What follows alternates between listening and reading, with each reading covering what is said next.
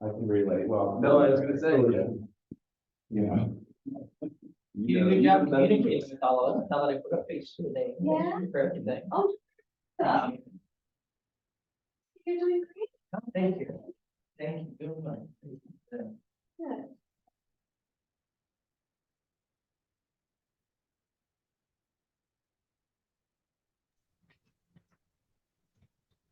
Maria, do you have everybody down there already? Ew. Yes. Okay, we're just waiting for Amy to connect via Zoom and then we can get started after that. We have a few minutes either way.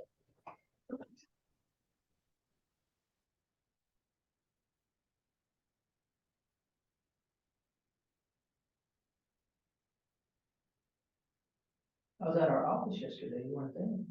What's that? I was at our office. At Lighthouse Coffee. Oh, When you're on, too, I see you there all the time. No. You're not there? No. I see you there. No. I did. Well, that's what we just meet, but that's, I don't go, in fact, I haven't been able to walk around the marina in a while. I'm inside. Yes, I'm getting nice back there more often. I mean, both my wife and I screw. That's how we do it. I just, I don't know what I did in mine. Finally got a wife who were, I wanted to see, ain't too proud. And this woman right there, we're stopping the door. Oh, I didn't say that. She didn't pay attention to it. Now she finally in therapy, physical therapy. No, I haven't gotten over that. The way. No. Anybody here, we can come down Monday, Tuesday. That's gonna, next Friday, tomorrow, that will change. The bills, or no, I'm gonna die. We're gonna try. I'm afraid most of the election bills out there are gonna die that Friday. How that goes. Death day, what do they call it, I'll be dead. Very big, you know, hopefully there'll be some, hearings coming up this next week, but. Committees, assemblies at 3:30, assemblies at 3:30, same days. So it's like, which one do I go? If I don't like testimony, I say they, I can say they, no. You can say that. The legislature has not been good about keeping those, Among other things. I mean, it's been several years since there was like not a overlapping, really. And for those, when you've got a small, I mean, a generally small following of people who absolutely need to be there. Yeah. To have to pick and choose. And so then it's incumbent on the staff to be like, okay, I'm gonna do a Secretary of State's bill today, and I'll do I don't know, administrative rate bill today, so I can get the right people. And we don't steal your. Next week, there was a lot of, we do work sessions for all of these. Oh my God. Like, and it's like, Lead jobs you committees are can do whatever you would like. the lead jobs committees are always late also in starting and getting motion. They don't really kick in gear till like late March, if any. Yeah, and then they're extra busy with the end because they handle all the business. And then you see, the reason they can get away with it, like they do, is that.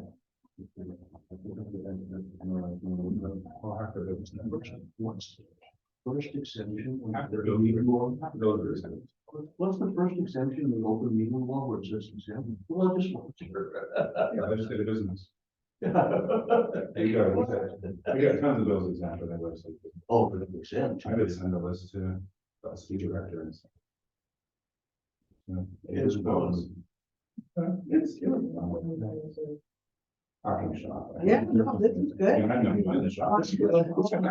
This is my fifth session. Didn't come down last month. I lost track of how many sessions. Well, yeah, but no, it's a lot. I started in '96. Oh, wow, it's okay. Yeah, but the last session, was the next crazy special session with the redistricting. Yeah, Launched in front of everybody. It was Howard Watt back, the NPIC. This time he's introducing it as an MJR. Constitution amendment.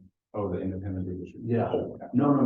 It's the National Park and Road. Oh, talking about. Yeah, that was the one that's just like vetoed. Yeah. Oh, the redistricting commission's gonna go to petition. We know that. We're thinking about that. Okay, everyone, I think we are ready to start. It is 1 minute after. So I don't know if secretary or the chair would like to kick it off, and we will have the roster for the roll call. Thank you, Maggie. This is Cisco. Thank you all for being here today. I appreciate it. Look forward to the future conversations and appreciate your time. And I will hand it off to the chair. Good afternoon, everyone. Thank you for coming. Thank you for agreeing to serve on this committee. My name is Jackie Simmons-Reed. I'm the chair of the advisory committee on participatory democracy. That's a mouthful. And I have to my right Mike Stewart, who is the vice chair. Per the statute, the chair selects a vice chair to serve on the committee. And so I think that in the interest of time, I would propose that we have opportunity at the end of the meeting where committee members can get their make statements, introduce themselves, tell us your story.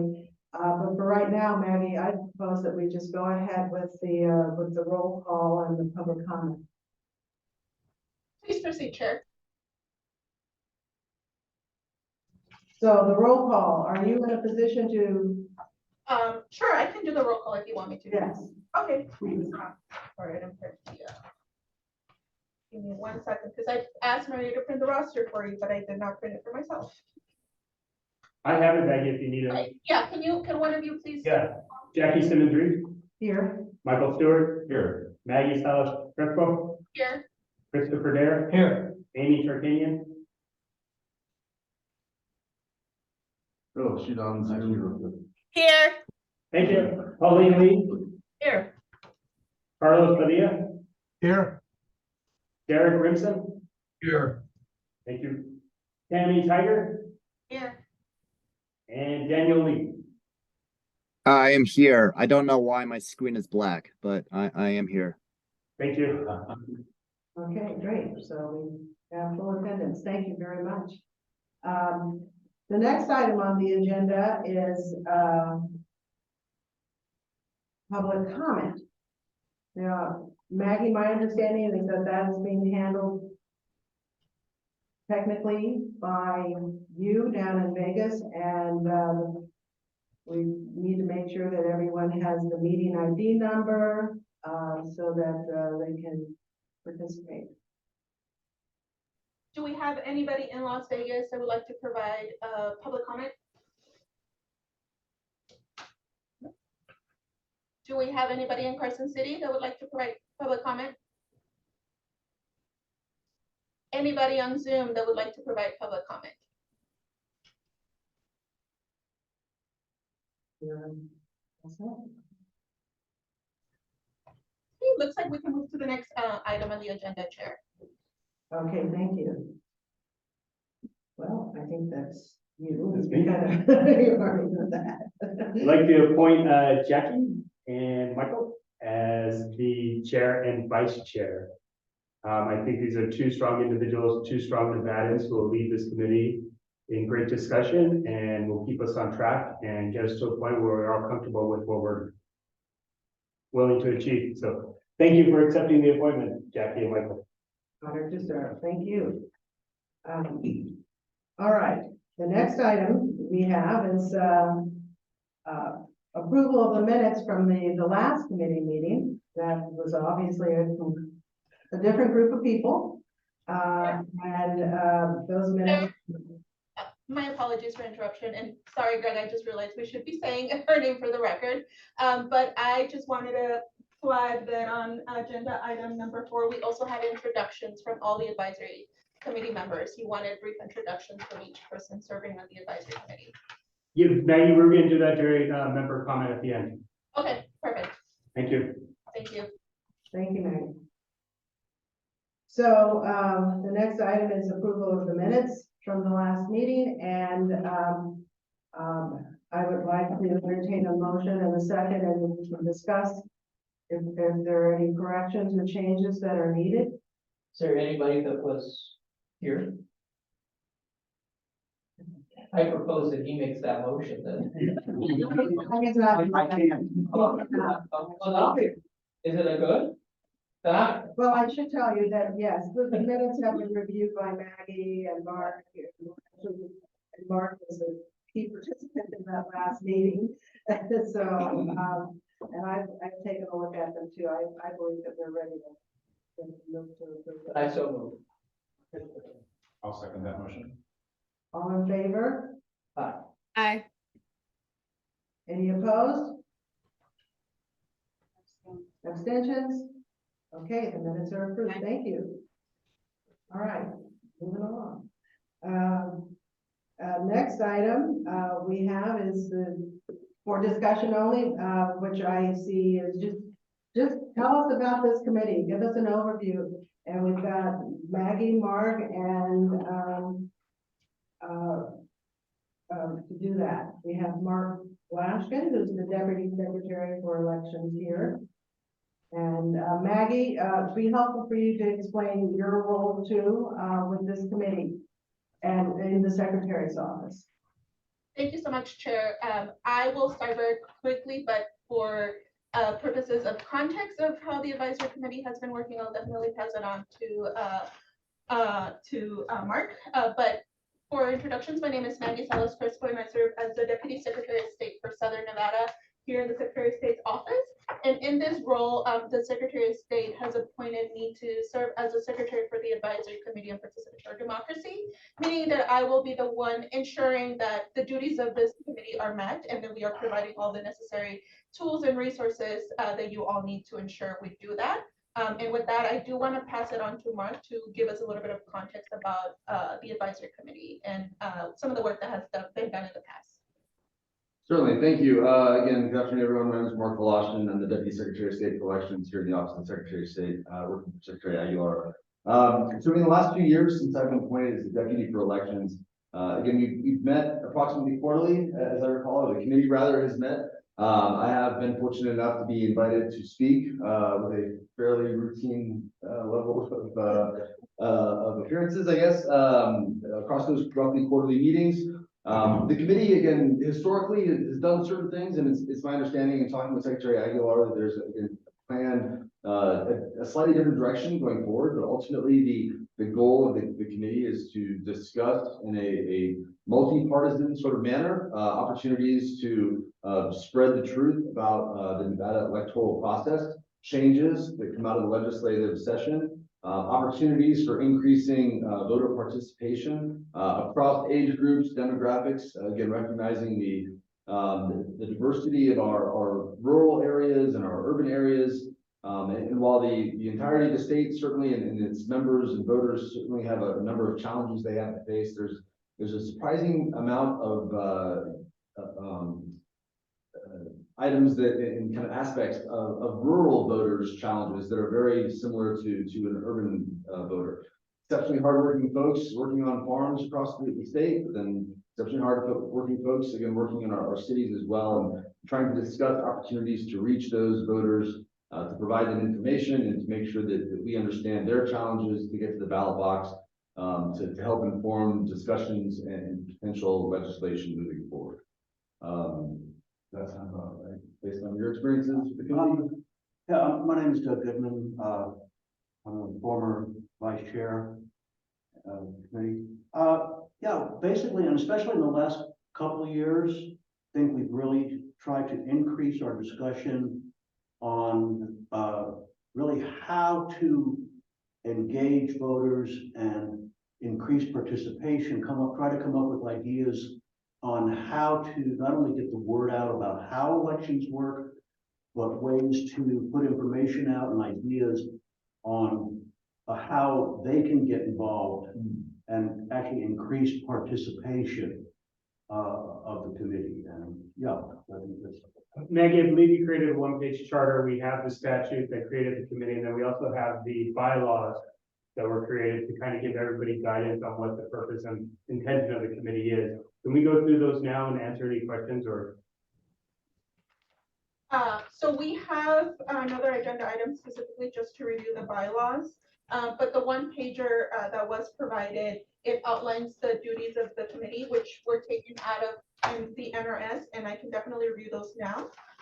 So the duties of the advisory committee is to assist the Secretary of State in identifying and proposing programs that support participatory democracy and solutions to any problems concerning any level of participatory democracy, including without limitation, proposing methods to involve the news media in the process of addressing and proposing solutions to such problems, make recommendations to and discuss recommendations with the Secretary of State concerning matters brought to the attention of the advisory committee and related to the program, activity, event, or any other combination thereto designed to increase or facilitate participatory democracy, including without limitation the interaction of citizens and governing bodies in the formulation and implementation of public policy. C is establishing the Jean Ford Democracy Award to honor citizens who perform exemplary services in promoting participatory democracy in the state, with a caveat that that has already been implemented. D, support projects by national, state, and local entities that encourage and advance participatory democracy, including programs established by the National Conference of State Legislatures, the State Board of Nevada, and other public and private organizations. And C, advise the Secretary of State and the Governor concerning substance of any proclamations issued by the Governor pursuant to NRS 236.035. And in the next, I believe it's the next agenda item, we will be discussing some of the other duties of the advisory committee, which include including the bylaws that we are proposing to adopt. All right, thanks Maggie for that. I think that, yes, we will segue right into the bylaws very briefly. I thought that perhaps before we get into that, it might be helpful because we distributed a roster with the listing the members with their terms and the fact that they're carrying over with the staggered terms that were in place from the previous committee. Do you want to just explain that a little bit and how it will, how things will be handled? Because the statute provides for each member to serve for the election of the secretary, but for a term of 2 years. Yes, thank you so much, Chair. Maggie Salzberg for the record, and I'm sorry, Greg, if we're not doing that.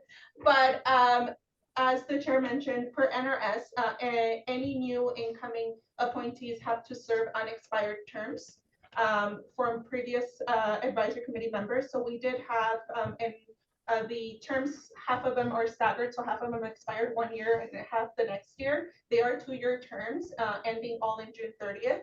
So we did have to reappoint some of you with a term ending in 2023, June 2023. But those terms you will be reappointed to serve a full 2-year term.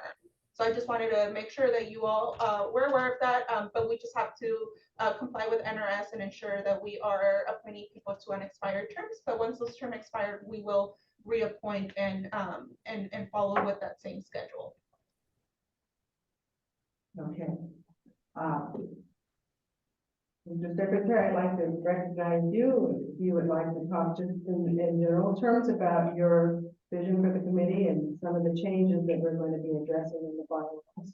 I think that was addressed in the letter you received for the appointments. There was kind of an outline of what the expectations are, and I don't want to go through those again, but that's kind of what we were expecting. I apologize, we don't have a copy for you today in hand, but we will email that out again to you.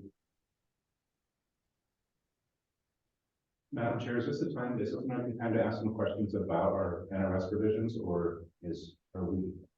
Yes, this would be, I mean, it's. Some of the duties that were assigned to them? I have just a few questions, just out of curiosity, and, Mark, you might be the best person to do it just with your institutional knowledge about this committee. So I know this committee was reviewed by the Sunset Subcommittee at some points. I can't remember, 4, 5, 6 years ago. So a couple things. Do you have some history you can share with us about why that review was taken? I'm guessing maybe because there was a period of inactivity. And then if the legislature had any specific asks of the committee at that time that perhaps were incorporated into our governing statutes. And if you don't know it now, we can follow it later. I don't have any, understanding of that or awareness of the timeline. I can certainly find out unless Doug, you may have some context No. also. You're definitely right, Mike. It was the Sunset Committee, I believe, was in the 2015 session, might have been 2017, don't remember which one.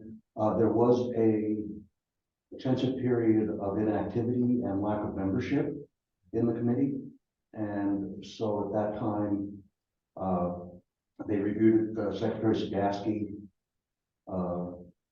and also, I believe, Senator Settlemeyer were involved with making sure the committee stayed on. And then following that vote, Secretary Sagaski reestablished the committee, went out, appointed members, and got the committee functioning again. Sounds good. And then I guess my other question, if that's okay, Sure, please, go ahead. The duties of this committee are to make recommendations, discuss recommendations. Is it typically that we do a final report or something to summarize what we've done in the past? I mean, short of what's in the minutes, like do we come up with an official report? Given Yeah. the capacity for us to do the work that we do, I would love to produce a report, but I think it's going to be more just direct recommendations to that. No problem. That sounds good. I have a question, too. Christopher Dare for the record. So I know there's legislative things, we're in legislative session right now. Does that mean that during this time, some of that stuff will come to us, that expectation we should have? Or like, in a sense, not like to ask, like we're voting on it, obviously, but if they're looking for, hey, to the advisory board. So this is not an engagement opportunity to discuss No. policy. Okay. What this board is to do is to figure out how to engage. Engage voters. policy. Perfect, Yes. perfect. Good clear. Thank you. And that was the point of the charter too, was that everybody was absolutely clear in the charter that this committee was not here to debate or discuss policy. This was here to figure out how do we get engagement from the voting population. Yeah, we'll do that at lunch. So. But I'm always open outside of the meeting to get everybody's perspective on policy that's in this group. So please, I know you're all super engaged, super committed to this topic. So if there are policy discussions you would like to have that the Secretary of State's office is speaking, please feel free to reach out to me directly and we can have those conversations. And we are printing that one pager, so you should be getting it here shortly as well, that outlines the duties as well. Okay. Any other questions for Mark or Maggie? Maybe one more. I'm sorry, Madam Chair. Please, raise your hand. So the Gene Ford Democracy Award, has that, and have we done anything about with that in recent rounds of the Yes. Yes, committee? yes. I get a text message from the teacher who wins it in Las Vegas about every month. Oh, Or we get all the activities they're doing at his high school. So Okay. I'm actually going to visit his school next week.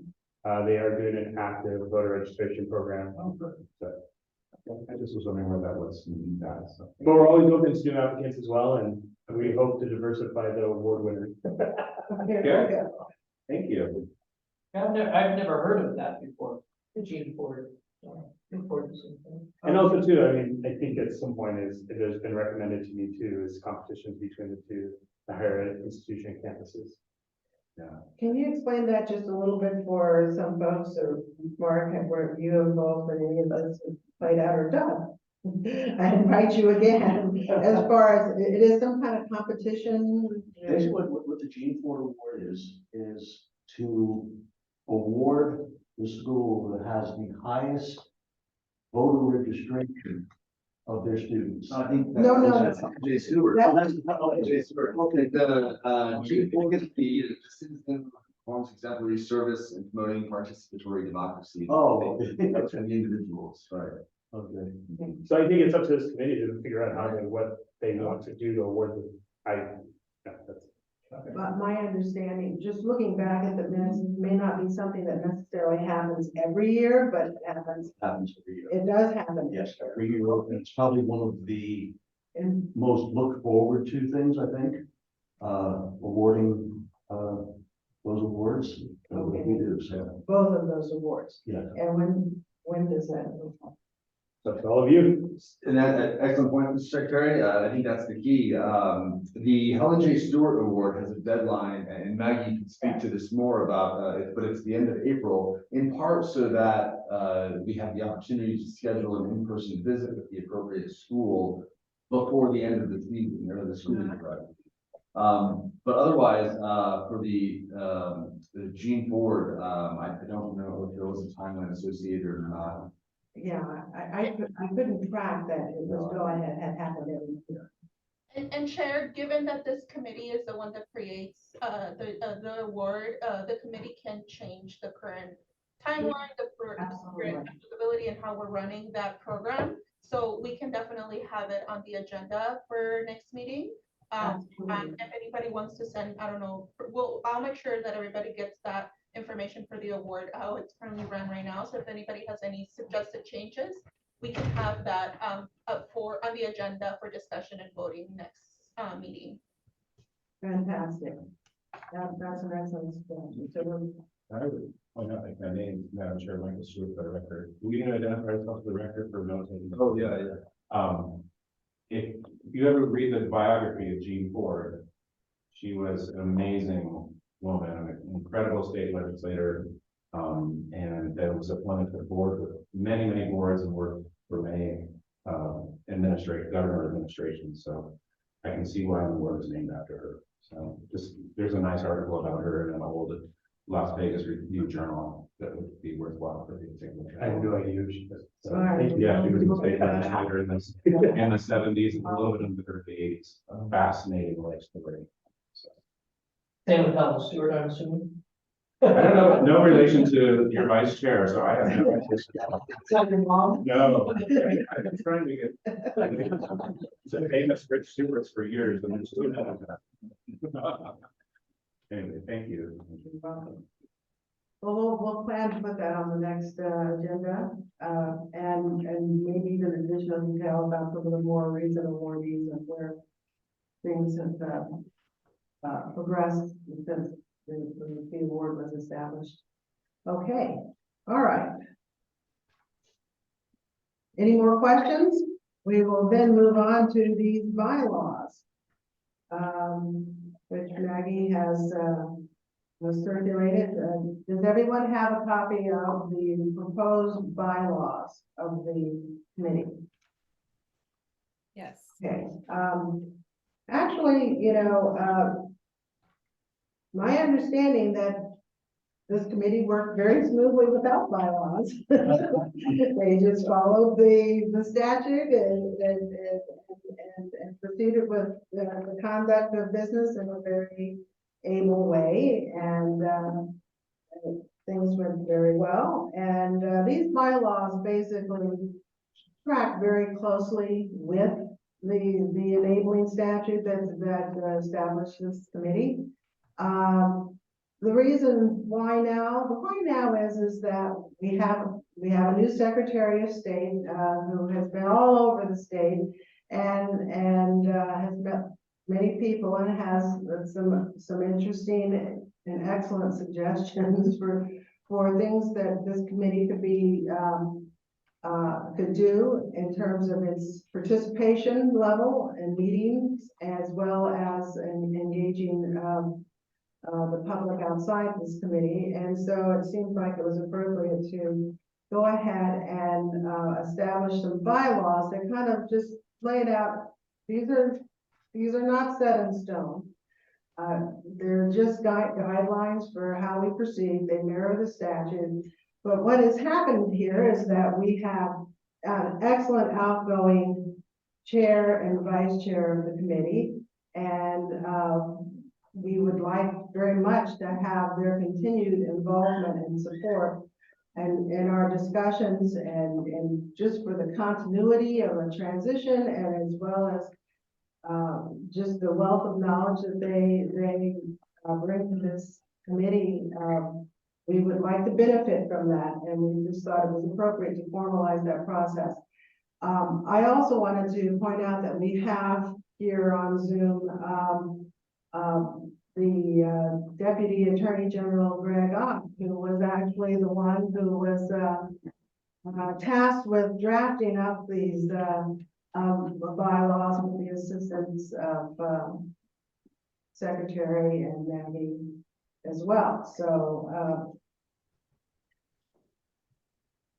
but what I'd like to direct your attention to specifically is the items that you won't find in the statute are the inclusion of a provision under membership for there to be participation by emeritus members. By invitation, this language on section 2.2 states that the chair and the vice chair of the ACPD may, upon the expiration of their terms, upon invitation from and approval of the Secretary of State, become non-voting emeritus members entitled to attend all ACPD meetings and to participate in discussions.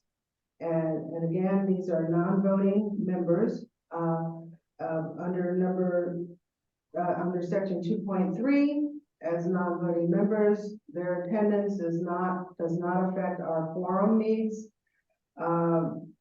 And as far as terms, these bylaws specify that these emeritus members, if invited to serve by the Secretary, would serve for a term of not more than 2 years.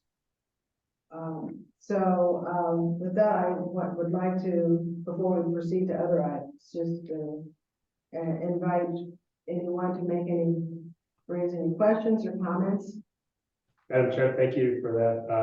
We do have the former chair and vice chair here with us today. We have Dr. Sandra Cosgrove, who's joining us by Zoom. And obviously we have with us here in Carson City. So I'd like to give them an opportunity to make a few comments now and appreciate their continued support. Dr. Cosgrove? Sure. I am in complete support with this. We did the 2 years, basically allowing Mark to be able to speak directly to the public when we were going through a lot of stuff with changes and the pandemic. And now that we're out of that and it's more stable, there's a lot more that the committee could be doing. So I am very willing to help in any way I can. And we'll support the new chair and the bylaws. Thank you. Doug? I just first of all like to thank the Secretary for adding this in and allowing us to continue to have input to the discussion. I think this to me is just a very valuable committee, and I really appreciate being able to continue having input. So thank you very much. Thank you. Institutional knowledge and history is really important as we move forward, and things may be a little bit different, but we're also trying to figure out how to best engage the committee and keep everybody active. So thank you. And we have Pauline here who wants to chime in as well. So I'm looking at, and forgive me, my background is a legal background, so I'm very specific about terminology. So under 2.4, the terms of service, and I think you are missing a 4, ACPD members are established in NRS 225.24B6. The term of each voting member is 2 years. Is it emeritus members shall serve or may serve not more than 2 years? They say serve, it's a little ambiguous, or until a succeeding chair leaves the ACP. Is it shall serve or may serve? I would say you have to also look at section 2.2, which says it's by invitation. So I think that, 2.4 read in conjunction with that, you would want to make it clear that it's not a mandated fixed term, but Chair, I believe in Greg. Feel free to chime in and correct me as well. I think we can add may. Emeritus members may serve no more than 2 years, just to make that line a little bit more clear. I'm not sure I got all of that, Maggie. Maggie, you were jumbled, we couldn't hear you. Sorry, I was just saying, and Greg, correct me if I'm wrong, but I think we can just add a may. Emirates members may serve no more than 2 years. Right now, it just says serve no more than 2 years. I think it's may. That needs to be added there. Can I, Christopher Dare for the record, because of 2.2, I would actually something to consider may serve upon invitation of Secretary of State. Because if you, for some reason, let's say Christopher Dare is the guy and I don't get along with this guy and I'm allowed to serve, I'm gonna, and he's all, I don't want, I think this is 2.2 gives the idea that we're here by invitation. So if someone doesn't give the idea, if it just says may serve, it means it's up just to me. If you add in there upon invitation, it makes it clarified, I believe, is my thought. Greg, do you mind chiming in? Yeah. So this is Deputy Attorney General Greg Ott. I honestly think that, echoing what the chair said, that once you read 2.2 and 2.4 together, shall or may actually have the same legal result. So it doesn't bother me if either word is used, because I think either way they are at the invitation of the SOS and would only serve a maximum of 2 years. So I would be okay with either word. Question for you, Christopher Dare again, only because you have it in two separate sections and it's not next to each other. And so for clarification and communication, and I don't do your job, but I live in this world as well. Would it hurt to reiterate that it's by invitation? Can we just make it clear that nobody would be confused? No, Deputy Attorney General Greg Ott, no, that would not hurt at all if you want to reiterate that language in 2.4. I only say that because if it was part of the same exact point, I don't think it's necessary, but it's separated by another thing. And it would just, I just think for your protection, I mean, this is that somebody's not sitting here in a couple of years and you're like, I mean, I'm sure you're gonna like this guy, he's great for everybody, just it protects everybody. That's the intent that this. It is the intent, to give the intent to what you wrote, I think that that would be a great addition, in my opinion. That's right, and I also. Well, we're only talking about. I understand, still American, but I still think, I mean, I don't. Oh, well, just to assure you a little bit, if you look at 2.8, it makes it clear that both members and emeritus members serve at the pleasure of the secretary. I agree, it's that's all. Okay, we could, your proposal then would be, you actually made 2 points, and I don't have an objection. If you want to have terms follow the discussion of emeritus members and just basically switch 2.3 and 2.4 in terms of order. And now the new 2.3, which is where we talk about terms, say members at the invitation of the Secretary of State serve no more than 2 years. I think it's good. All right, I think that's an excellent suggestion. Okay, well, I thank you very much for that. And this is Maggie Solis, but for the record, really quickly, another thing I wanted to mention as well is that in drafting these bylaws, Greg and I also worked to make sure that we filled in some gaps that were not mentioned in the NRS. And one of those is meeting participation. Our NRS does not dictate any meeting participation, but given that the secretary wants to ensure that this body meets its duties and is actually working its purpose, we are putting in here that, if you miss more than 2 meetings without an excuse, we do reserve the right to remove you from the committee. Although given the fact that the Secretary of State does appoint, everybody serves at his pleasure, but we do want to emphasize that we want people's commitment and we want people to be showing up to these meetings, and we're definitely going to be taking that into consideration for your continuation in being appointed. Yeah, thank you, Maggie. She's referring to Article 4, Section 4.2, which sets forth expectations, shall we call them, regarding the attendance for voting members explicitly.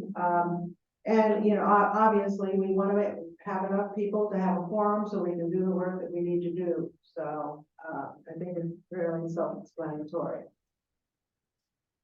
All right. And, let's see, any other questions about, Article 2 or Article 4? Article 3, it's pretty self-explanatory. Madam Chair, if I may just maybe make a request of the staff as we make these bylaws, and maybe this is something that was intended to do, we'll do, but as we make changes to bylaws over time, it'd be great to maybe have an annotation at the end to indicate what were changed over the years, so we can have a historical record of bylaw changes over time. Like with the statutes, for by Yeah. year. And Yeah, just a quick annotation at the bottom of the bylaws. That's correct. So, or maybe at the end of each, or you could do it, as you'd see in NRS, maybe a little indication at the end of each specific article, you could do that as well. Just for historical purposes, when we're long gone, we know how they were adjusted over time. If that would be okay. Sure, that's fine. And I would, point your attention to Article 6, which, of course, says that these bylaws can be amended at any time by the majority vote of the committee too. Okay, so, let's see, any questions or further clarifications of the bylaws?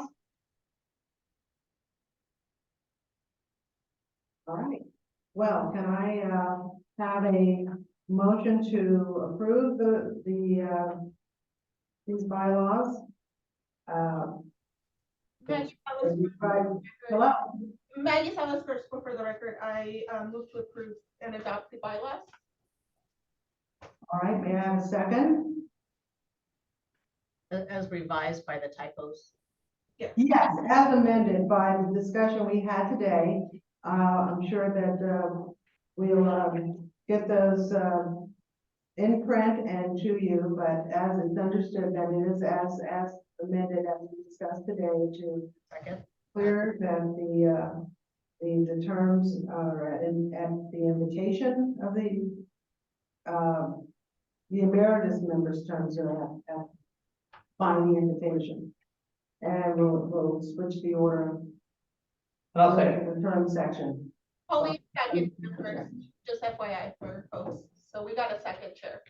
Okay, all in favor? Aye. Aye. Any opposed? All right, well, the bylaws as amended are approved. Thank you very much. All right. Moving on to the next item. The next item we have is, the discussion, creation of a voter connect panel, and I believe that Maggie, you wanted to, kick this discussion off, and, of course, anyone else can, of course, participate with us, just, you know, the broad framework here. Yes, thank you, Chair. Maggie Salas for the record. So, in accordance with our NRS for the advisory committee may establish a panel to assist the advisory committee to carry out its duties and responsibilities. So, I want to preface that with we wanted to propose creating this panel because the Secretary of State's office received a huge response from folks wanting to be appointed to this board, and a good amount of those people that applied were young voters. And we do take into consideration the voting power that that block of the population has.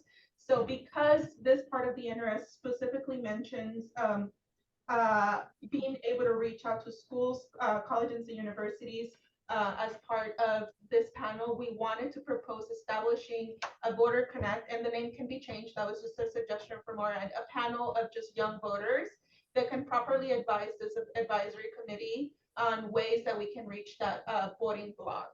Again, I will open this up for discussion. We don't have the program or the panel per se fully established, or the guidelines, so we can do something similar to where we are doing with the current bylaws, where this committee creates bylaws for this panel. They will work as their own public body. So once the panel is established, the Secretary of State will appoint the members of the voting panel, of the panel itself, and they will have to follow open meeting law. So I wanted to propose that as as something that we can do to help expand the reach of this advisory committee, and again, reach a very important voting bloc and work together with them to increase participatory democracy among those voters. So I'll open that up for discussion. And again, we don't have a full plan or anything like that, but that can be presented at the next meeting. But we wanted to move forward first with establishing the panel. So then the staff at the Secretary of State's office can start the process and start reaching out to some of the young voters who were interested in participating with the panel and start proposing members for that. Okay, thank you. I'll start the discussion. Pauline wants to start the discussion here, so we're gonna have her. So the question I have is, are they going to duplicate what we're already doing, in which case that would be a duplication of resources? And I love the fact that these young people are involved or want to be involved, but I think it's also important that we look at older people who want to be involved because of their disabilities, they can't get involved, or people of color, and particularly people with language issues. So for me, the API community, you know, I also want to make sure that there's diverse representation of people who don't necessarily have English as their primary language. So I just want to make sure that we don't duplicate what we're doing. And also make sure Very targeted market with this subcommittee. It is very specific to the youth movement and ensuring that we engage the youth, and especially around that high school turning 18 to college population. I think beyond that, I think there is significant, I think it's necessary to make sure we focus, because that's where we're going to institute habit, and it's the habit of voting, and it's that engagement and understanding the importance of the right that they have to vote. well, of course, youth, they all grow up. Yeah. They all graduate. So And hopefully they have a habit of voting every year, right? And they're already engaged at a level and continue to engage their colleagues as they mature through life. That's a good point. I think also too, the language of the statute is very broad. I mean, if there's an interest that this committee has in establishing a panel at a future date that addresses another targeted group, I believe that we are free to do that as well. I had some questions just from reading the minutes of the last meeting and some of the others. Our two emeritus members who we have here today, if they could just tell us a little bit about, because there are already efforts underway to engage the students and beyond just that award. And there's the Department of Education is involved. Could you just tell us this broadly what's going on there? Yes, and this is something we started focusing on, I want to say, maybe a couple of years ago, with trying to reach out to the schools with different programs, with the education, Board of Education's, we discussed some that there was a new civics seal, diploma seal that was approved by the legislature in the last session. I know that the specifics of what the criteria for that award are have not been finalized yet. There were some changes that were made from the way the bill was presented. In fact, when that bill was up, I was the only one who testified in opposition, simply because it was rewarding the status quo. It was not requiring anything extra. And so we started the process. And if I may just take a couple minutes, because this is an area that I am so passionate about. Because, you know, I will say, I am an early baby boomer. I'm 74 years old. And when we were in school, we had civics starting in elementary school every single year, all the way through high school. And right now, the millennials themselves are the largest generation in population number. That's been that way for about 2-3 years. When you throw in Gen Z, that You know, this group has the power to enact the world and enact things that's their future. However, what they don't realize is none of that is going to happen until they outvote the boomers. And the thing about this part, establishing this committee, which I think really is going to be the most critical and the most important thing that this committee does, is to, first of all, we need to listen to what the members of this subcommittee say.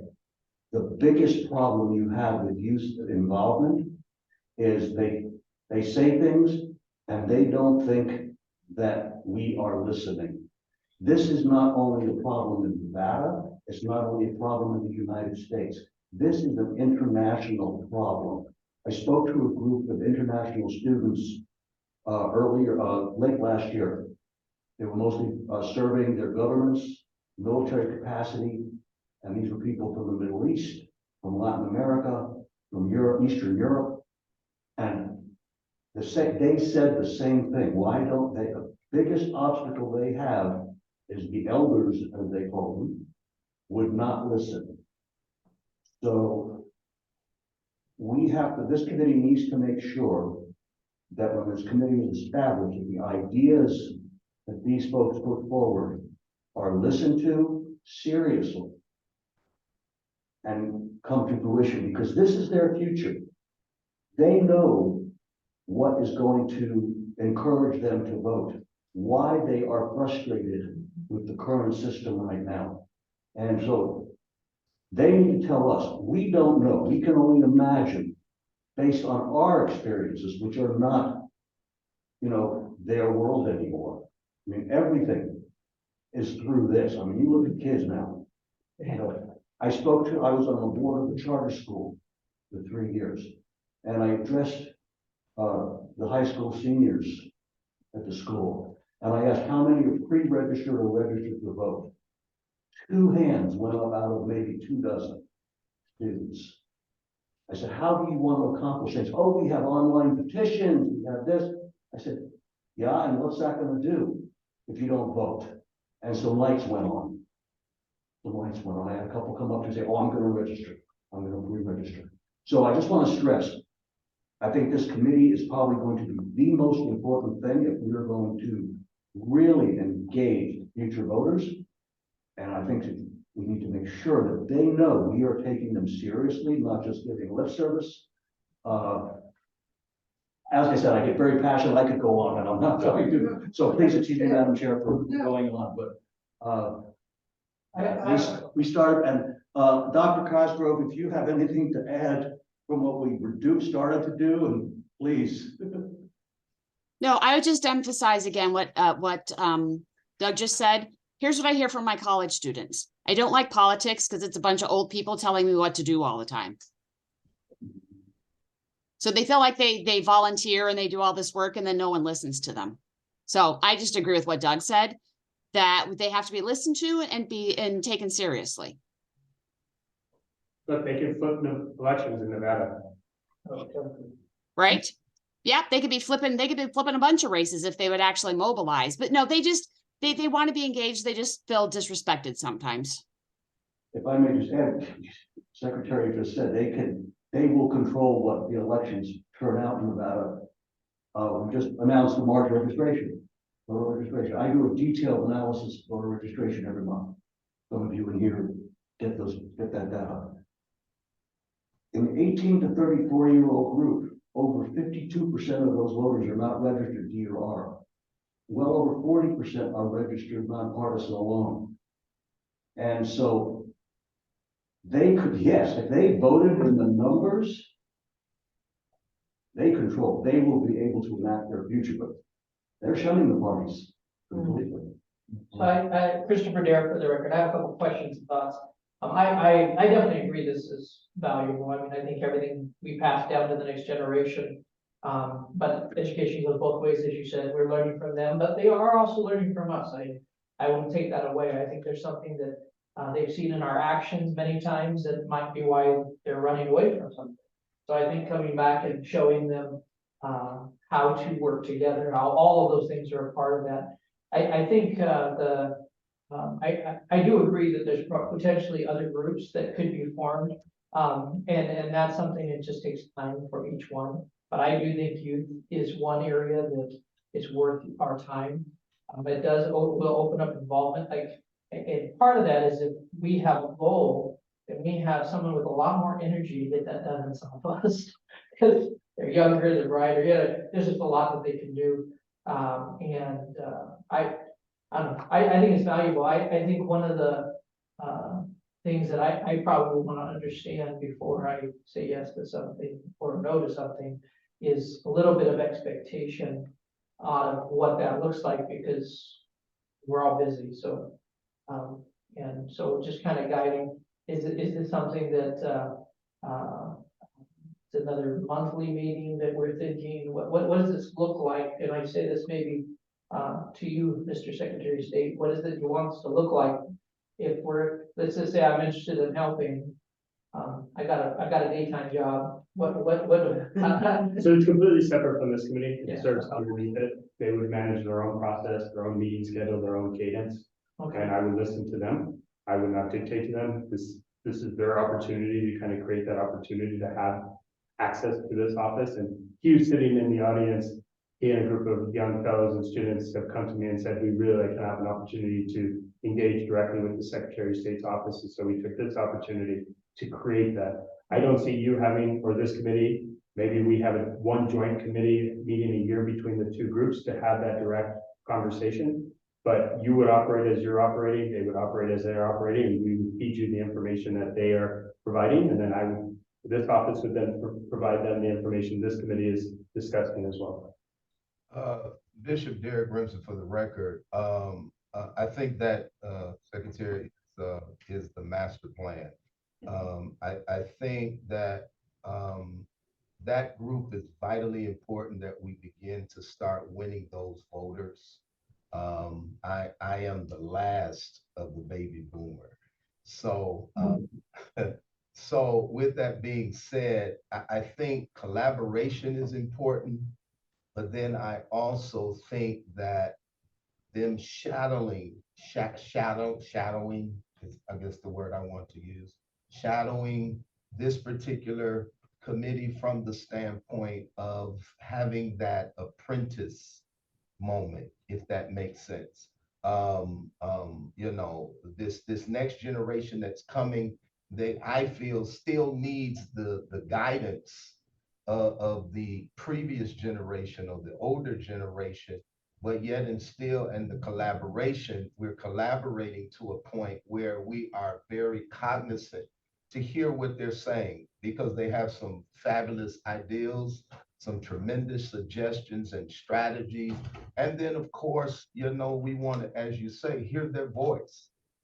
You know, this generation, not like my generation of old, is a very brilliant, very innovative, and very creative generation. And of course, they see things so differently. And so moving forward into the future, their voice is going to be paramount to how this country shifts and how this country moves in the next 5 to 10 to 20, 30 years from now. So I think there should be a collaboration at some point, if it's once a year, biannually.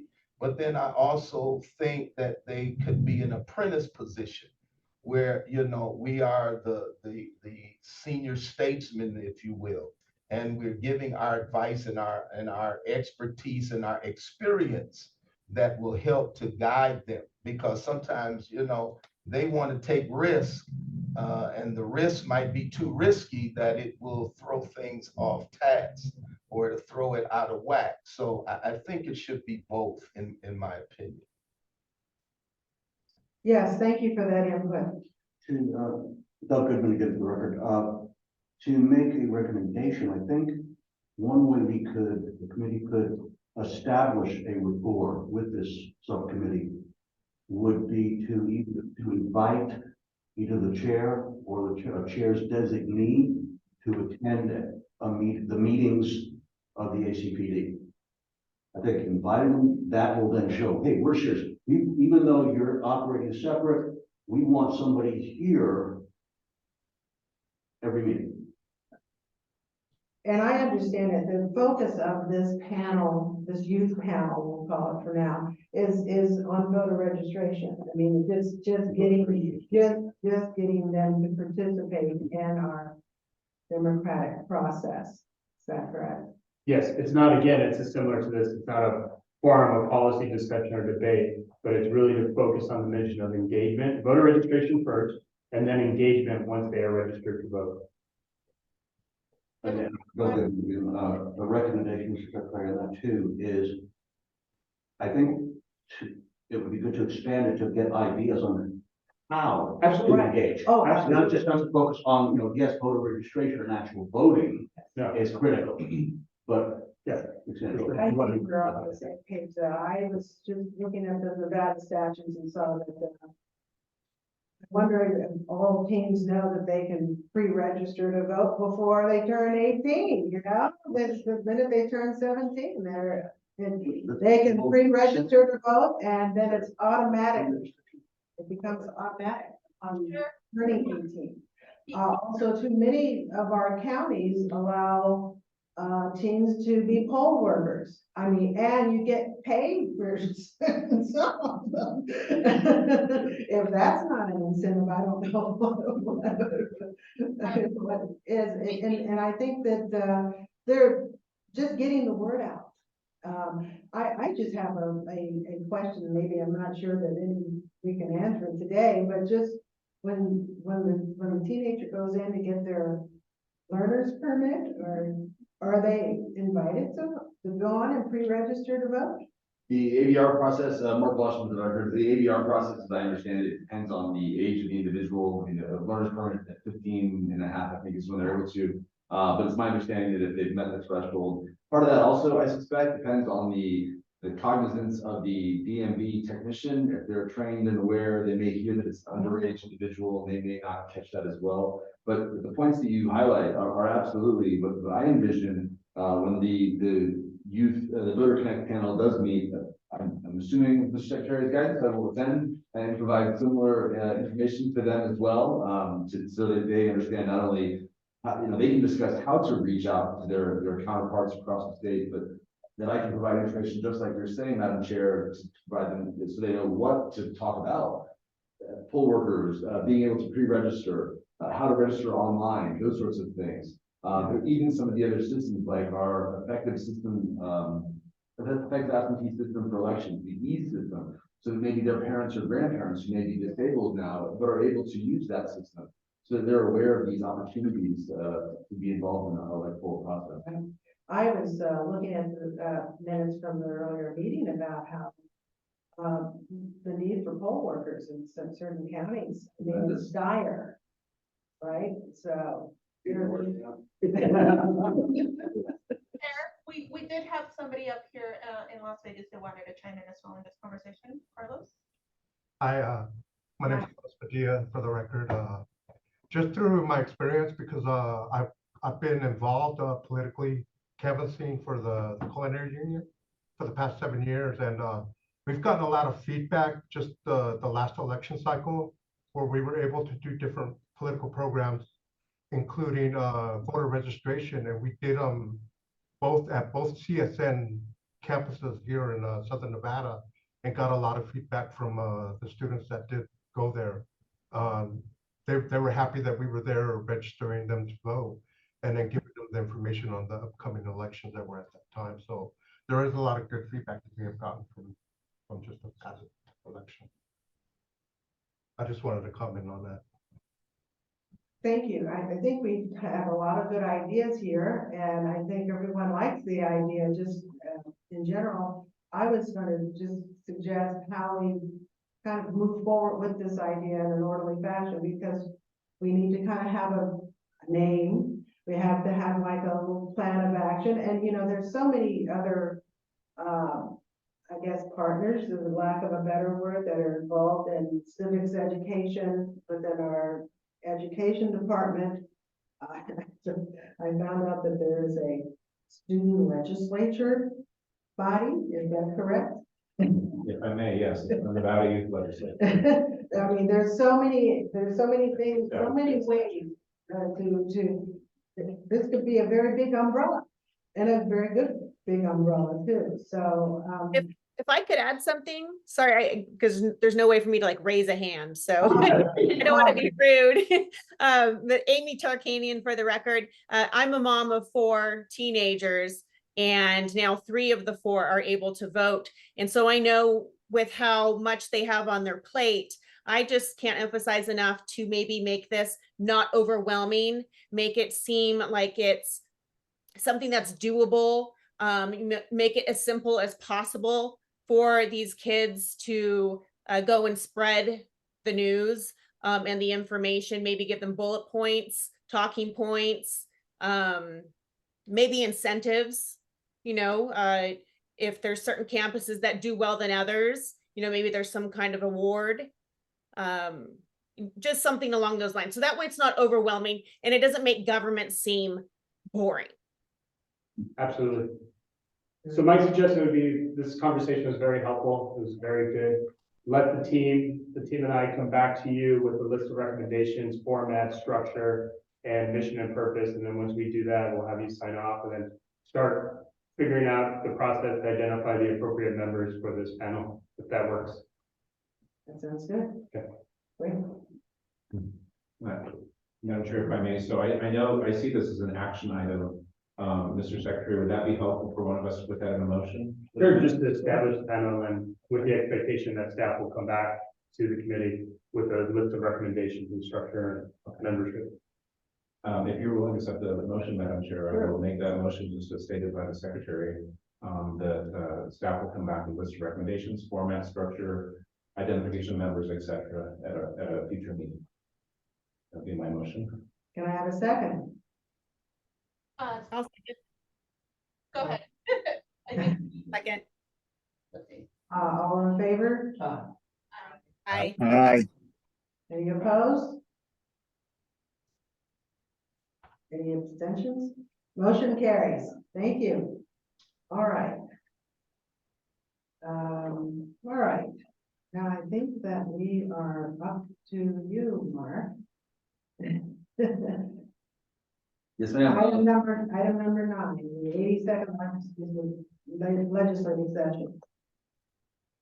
Perfect. Good afternoon, ladies and gentlemen. Mark Washington for the record again. Over the next few minutes, I'll discuss briefly the session and how it's going, at least from a voter outreach standpoint. I will mention some bills momentarily, but again, as the Secretary mentioned a moment ago, not necessarily inviting policy discussions. Again, recognizing the very successful and effective manner in which we've created this committee, with views from both sides of the aisle and all over. Policy decisions could get pretty intense pretty quickly. So I will simply mention the numbers of the bills to help facilitate some awareness and tracking.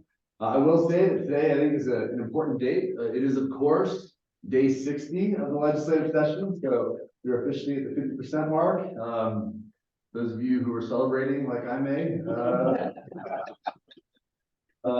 has been a very busy and involved session.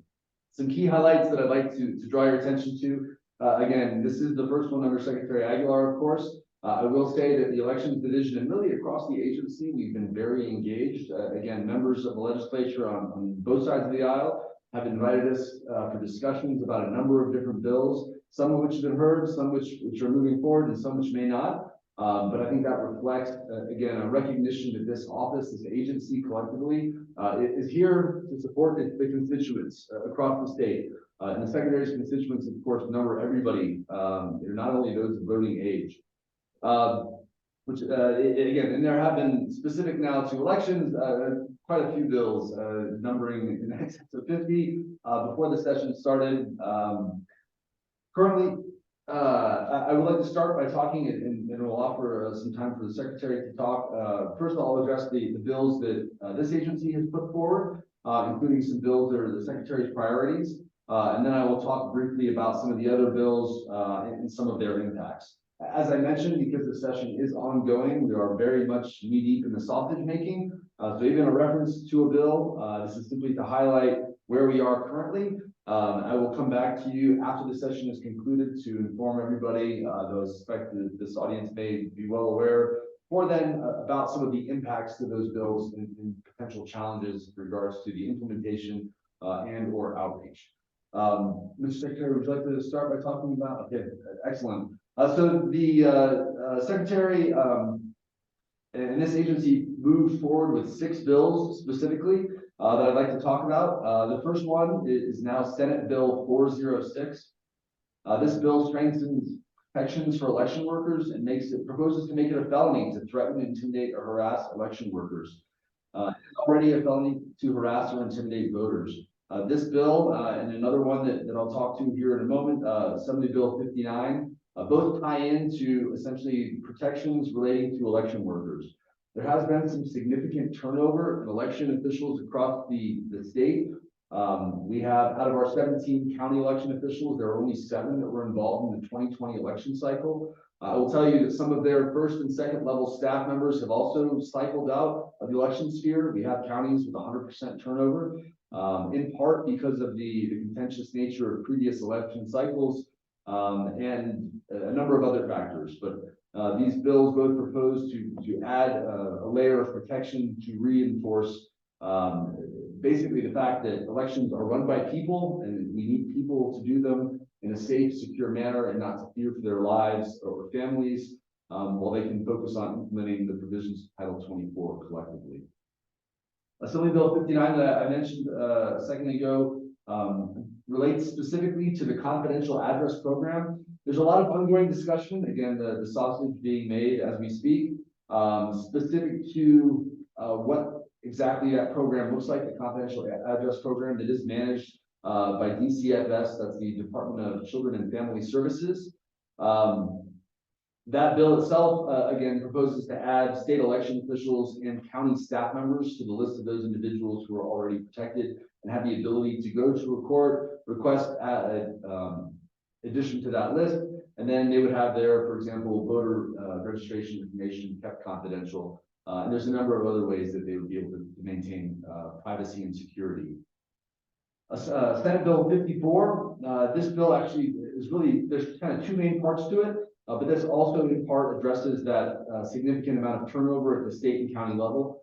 This bill proposes to create a requirement for clerk training, as well as the establishment of an election procedure manual.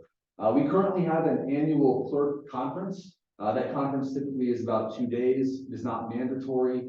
The conference in its current form is essentially an opportunity to provide quick updates to the election officials across the state and counties as they're doing their other functions, and then there's like a 2-day conference. But this required and proposed clerk training program would be 5 days. It would be mandatory for county and city election officials. We have, of course, our 17 county clerks, but this would expand that to the 18 city clerks as well, to make sure that those individuals are also receiving this important training. Quickly on that note, part of the reason that we're involving the city clerks, even relates back to this past Monday, I think it was, that Monday, there was a special election down in the city of Henderson. We focus heavily, rightly so, on the county election officials, but the reality is, at a moment's notice, a city election official may end up having to conduct an election. So providing that training and making sure they're aware of those provisions not only prepares them, but also adds depth and support to the county election officials. There's an increased amount of requests from city election officials to be involved in the county elections and state elections, and I think this would help, again, really increase the number of folks who were trained and prepared to conduct elections across our state. The procedure manual itself, also, again, when you think about the statutes, of course, we have our statutes that are the law. We have regulations that provide additional clarity that cannot supersede or otherwise alter those statutes. The procedure manual is really kind of a step below that. It's more of a how-to guide, and that proposed procedure manual would be really the textbook for that clerk training. So that if when a new election official was elected, they would come to the mandatory training, receive the book. In its current version, it's a very much a 1.0, so to speak. It's approximately 500 pages. As that moves forward, and as we transition to our top-down system in the coming months, the idea behind this procedure manual would be that you could step into an office, have the manual, and it would show where to click specifically on the screen of your election management system to pull certain reports and those sorts of things. So that it would not, again, it cannot supersede or change statute or regulation for that matter, but much more of a practical how-to guide. We anticipate providing copies of the forms and templates, for example, in the back as appendices, just for reference. And while it is intended to be that training document for our county and city clerks, and frankly, the state and my team in the elections division, we're creating this very much with a knowing eye to the public. Everything, of course, we do is transparent, and we want to be transparent. The intent behind the statutes and the regulations and now this procedure manual would be to really provide that so the public, when they ask questions about how stuff happens, why you're doing certain things, or even, help shape some of the, dare I say, public records requests that we get in an increasing amount. But that way they would say, can you pull this specific report that we know is possible through the system that you transition to? Assembly Bill 64 is a campaign finance related bill. This bill proposes to address the max fines for candidates who submit a $0 C&E report or contribution and expense report late. Currently, the statutes require a maximum of $10,000 per offense for each of the 4 C&E reports that are due following really during an election year. There is currently a provision in the statutes that allow for that state rather that there's a max fine of $100 if it's a volunteer position. But in some cases, again, there are individuals in our rural counties and elsewhere across the state who don't have it's not a volunteer position, but it's still, to be blunt, not a living wage, a couple $100 here and there, which means that they are not able to qualify for that other provision. And recognizing that of the individuals that submitted late C&E reports, about 60 to 65% were individuals from rural areas who did not, frankly, the potential for a $40,000 fine for not filing 4 C&E reports greatly exceeds what they were getting paid. This came up quite a bit during the last 2 years. Individuals, again, across our state. I will state, by the way, that this bill would not apply to any of our seated elected officials over in the legislature currently. Again, really, this would impact folks who are involved at the lower local levels. But again, the concern we had heard that ultimately led to the development of this bill were from individuals who said, I'm getting paid small amounts. I wanted to help my local community, but because the statute said there's a $10,000 fine for submitting a report late, I may never want to be involved in this process again. So trying to find a happy balance between recognizing, again, transparency is of the utmost importance, but also, again, not trying to deter folks from getting involved in their city and county government being important. Senate Bill 53, this one talks about changes to the deadline for certain candidates to file a declaration of candidacy. Again, a lot of ongoing discussion. The concern here behind Senate Bill 53 also relates to voter confusion. For example, during the 22 election cycle, individuals that filed for office during the March filing period, there's a 2-week period for filing, a 1-week period for withdrawals, roughly, and then there's a period for challenges. We identified that when the statutes are followed to the T, if an individual is challenged and it goes to the courts, given the nature of our process now to develop a mail-in ballot, to go through and work with our vendors to get everything developed for sample ballots as well, by the time the courts address it, it's already too late and their names are on ballots. So as a result, we, the state, the counties as well, get inundated by calls from voters. I thought I saw in the news so-and-so was proven to be not eligible for office. Why are they on my ballot? And again, it ends up being just a pure logistics timeline. And this bill hopes to address that in a manner that would reduce voter confusion by adjusting the timeline. Ongoing discussion about that as well, and in different ways in which we can try to make that work. Again, the goal isn't necessarily to shift things just because, of course, but really to try to reduce the voter confusion from a candidate being challenged. Senate Bill 60, this is the last one for those keeping count, at least from our office, revises, this is a general cleanup bill, revises provisions in general relating to elections. There are about 15 to 20 items in here. Again, no policy type decisions, frankly. These are really just things that we identified that need to be addressed in order to make sure that the realities of our process are lined up. With the statutes, there were a number of things over the years. Some of the statutes that we're proposing to change were created in 1960 and haven't been touched since. So simply saying, you know, this is how we do it now, looking at the legislative intent of those bills from before that led to those statutes and making sure that they line up with the realities. For example, and again, a quick, there's one, for example, in there, the declaration of candidacy, we identified that there actually isn't one in statute for an independent candidate.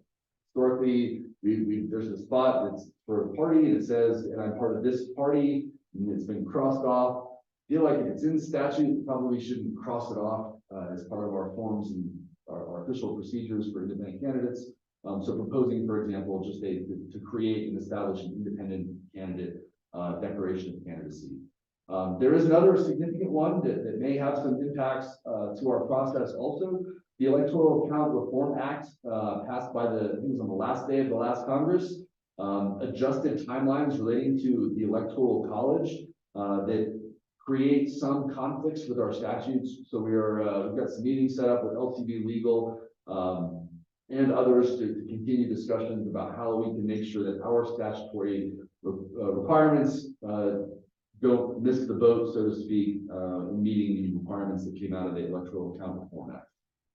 There are a couple other bills I will quickly talk to before we move on that I wanted to highlight as well.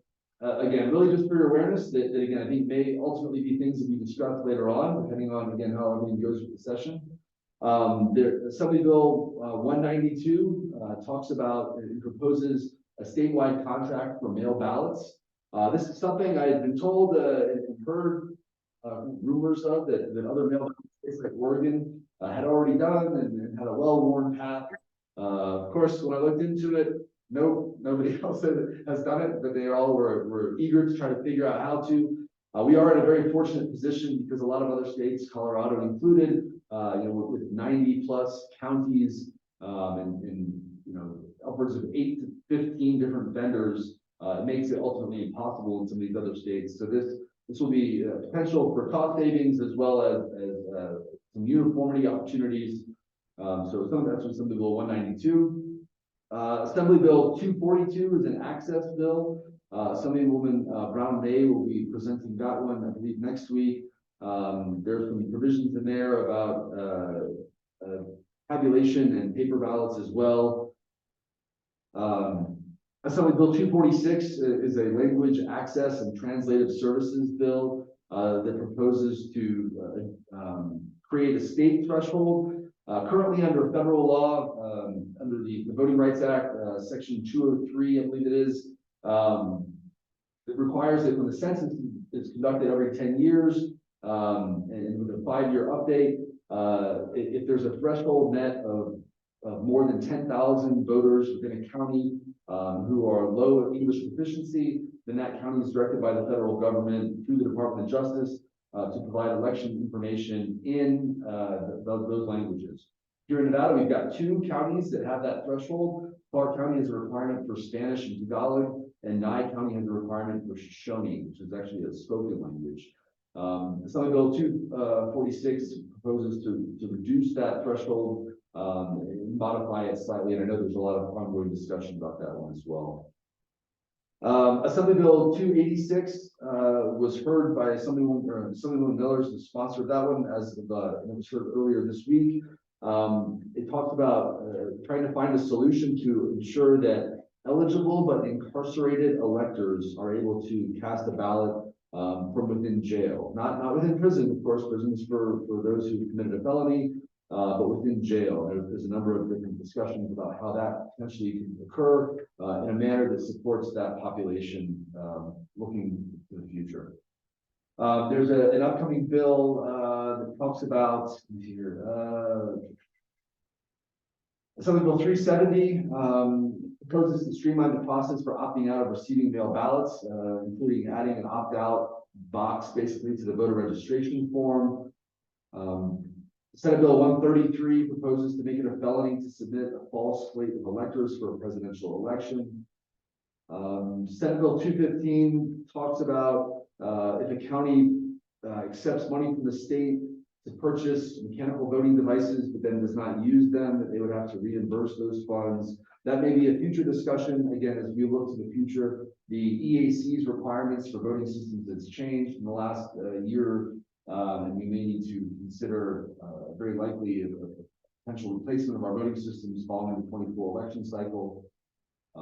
Senate Bill 327 is a tribal voting bill from Senator Orenshaw, making it an opt-out instead of an opt-in process. Currently, our 28 tribal nations across the state have to opt in and request a polling location, drop box, or both. Senate Bill 327 proposes to make it really the inverse of that. So all 28 would start opting in and then would have to request not to be involved. Our governor has submitted Senate Bill 405. There's a number of different provisions in there as well, altering the mail ballot process and others. And then Senate Bill 443, the last one I'll talk to right now, proposes to require the Department of Motor Vehicles to stay open during certain hours in the days before and after an election in order to facilitate individuals getting their driver's licenses as needed to support ballot curing. And just, again, same day voter registration process requires Nevada ID or a tribal ID, so that would again increase the number of individuals who are able to cast a legal ballot around an election. I will say again that future ACPD committee meetings will remain available to discuss those bills that are ultimately passed and signed by the governor, as well as, again, from an operational or fiscal standpoint, challenges to the counties, along with any information or questions that you have. But as of right now, that's all I have. Pending any questions. Thank you. Okay, thank you. Thanks very much. It's very thorough. That document that you were referring to, is that something that we will, some kind of review will be added to our minutes? Yes, ma'am. I can make sure everything like this is the bill. That's great. That'll. Mr. Secretary, did you want to say I think anything? Mark was pretty comprehensive.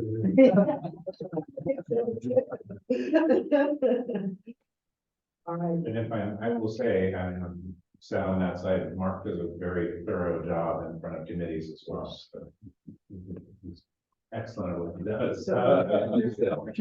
Yeah. It's fine. Yeah. Very Very calm. That's terrific. Okay, well, it looks like the next item, the timeline. Yes, ma'am, Madam Chair. Mark Washington again for the record. An overview of the 2024 election timeline. I will be more brief than on my last agenda item, so I don't wear out my welcome. But I will simply say that the 2024 election timeline, that there's a few things I would like to draw your attention to. First and foremost, we do have a website, and I'll make sure that we're able to include that as a link so that everyone's aware of where to check. We published our 2024 election information timeline on the Secretary of State's website better part of 4 months ago, I believe it was, simply because we wanted to make sure that the dates were out there, and we will continue to use that as a one-stop shop. So that when even now voters call and ask my team, about these dates, we put them that website already as a means to say, keep checking this one spot, and we'll keep adding things to the top so that it will be continuously updated as we approach the upcoming election cycle.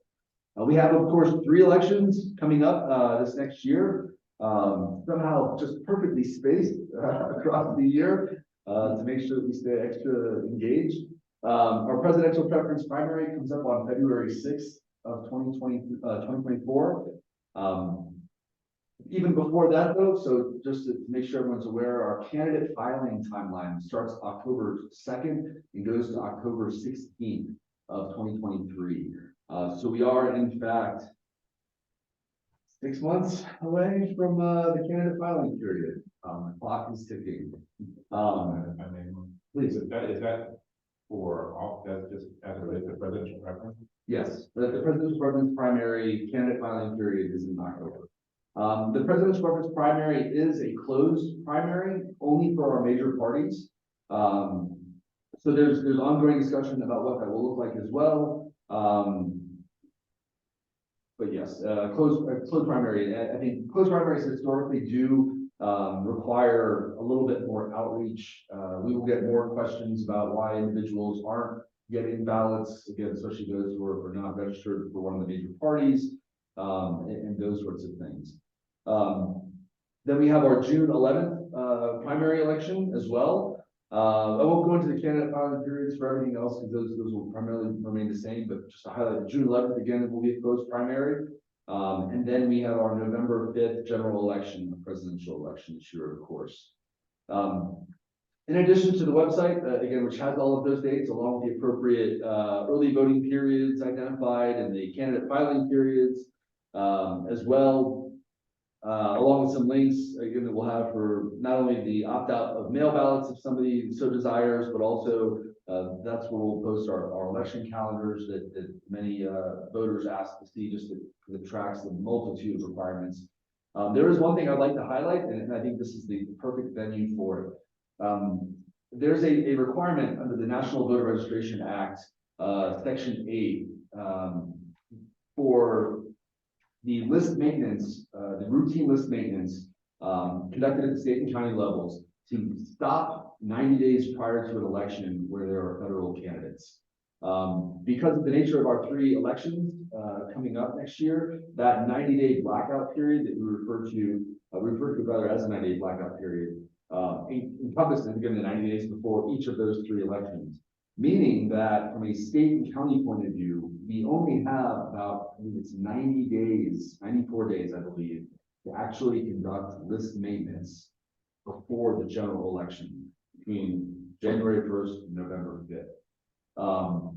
Because we at the state and counties aren't able to do as much list maintenance as one may want, and recognizing the nature of our elections now, where we're going to be sending mail ballots to active registered voters, that doesn't mean that a voter can't update their registration. It really increases that outreach requirement so that we are even more vocal than before to really drive home that voters need to update their voter registration.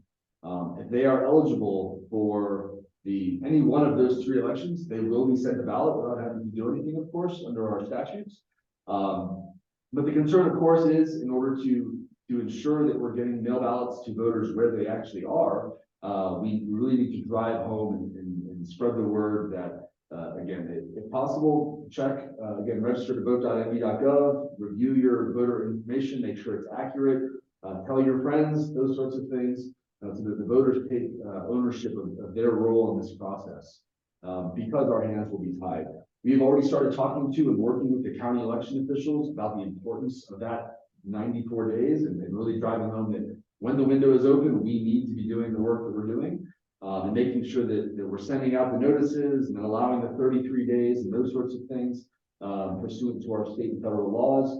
But again, ultimately, the more we can inform voters across the state that they have a requirement and a role to take in updating their information, and not just in January and then we're good, but again throughout the year, I think will be an important thing for us to do throughout the entirety of the 2024 election cycle.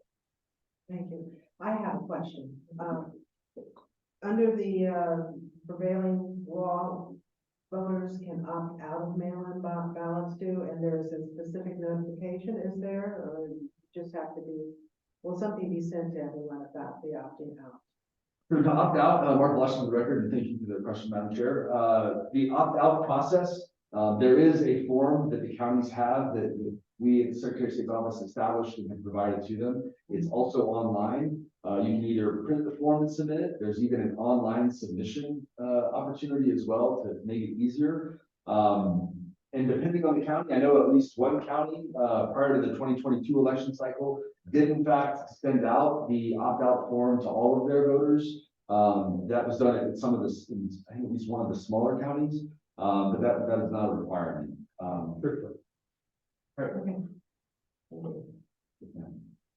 Does anyone else have questions, I Beth? have just two comments. So going back to the bills, one of talking about updating, keeping rules current. There is a bill. It's AB 190. It's by Assemblywoman Kusama.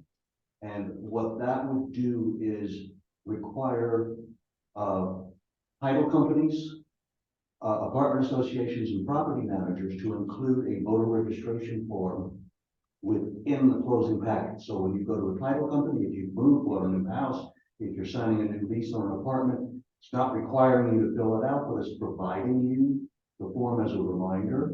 This will definitely help. I think if the bill has been heard, hopefully we'll have a work session and floor vote next week. We'll see. The other comment, one thing this committee might want to look at is because we have an election in February, something voters are not used to. And Mark, please correct me if I'm wrong, but when you throw in an extra election before the state's primary, people think I already voted in February. And they might tend to ignore the June primary, which would then drive the primary turnout to abysmal rates. So I think that's something maybe this committee might want to look at as far as, getting the word out. Yes, you voted if you were Republican or Democrat, but you've got this other election that's more important coming up in June as a reminder. That's a good point.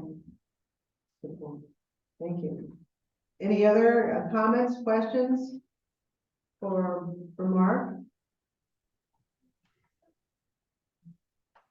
Okay, well, thank you so much. That was very informative. All right, well, we're drawing to a close. This is good. The next item is discussing possible dates for our next meeting. Maggie, do you want to give us a sense of where the Secretary's office stands on this? Yes, Chair. Just really quickly referencing back to NRS, the committee may meet no more than 4 times in the year, but we also do have the ability to, the chair has the ability to call on meetings as necessary. And Greg, can you clarify with us if that supersedes the 4 meetings in the year? Sorry, can you repeat? You're pretty soft. Sorry, I'm a little bit far from the speaker, but per NRS, the committee can meet no more than 4 times a year, but then it says that the committee can also meet at the call of the chair as necessary. Does that mean we can meet more than 4 times? Correct. The special meetings would not be included in the 4 that would be statutorily authorized.